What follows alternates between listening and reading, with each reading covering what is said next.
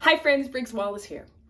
This video is for you if you're interested in learning more about the fire element in astrology, which is the signs Aries, Leo, and Sagittarius, or if you have those signs in your own chart and want to understand more about yourself, or if you have an Aries, Leo, or Sagittarius in your life and you want a little bit of help understanding them a little bit better. So let's get started with the characteristics of fire signs. So fire signs are passionate, they can be inspirational, they can be really fun and creative, and they're also known for being a little impulsive.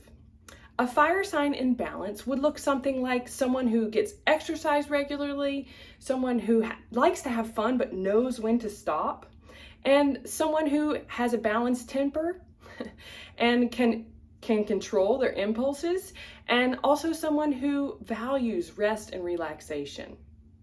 Now, like with all elements and all signs, you can either walk the high road or you can walk the low road. You can either be in balance or you can be out of balance. So fire out of balance can look two ways. It can look excessive or it can look deficient.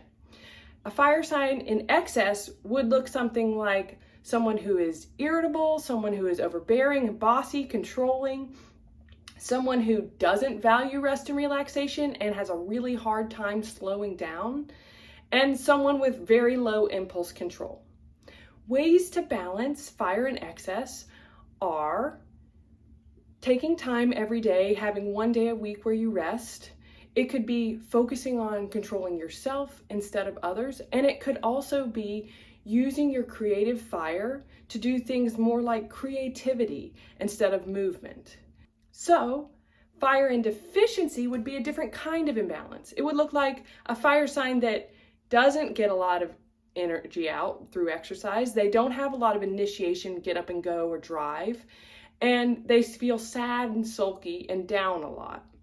The ways that we could balance fire in deficiency would be to add more exercise to our life. Energy gets energy. It would also be to start watching funny movies and then laugh out loud.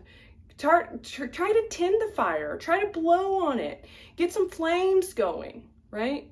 And then it would also be to learn that we're here to show up, to be creative, to implement our spark into the world. So starting some creative projects could be a really great way to beef up your fire.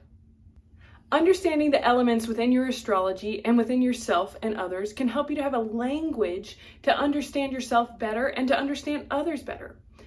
Hopefully that builds some compassion, right? We're all on this journey trying to be our highest self and trying to do things that help ourselves to stay in balance, and it's not always easy.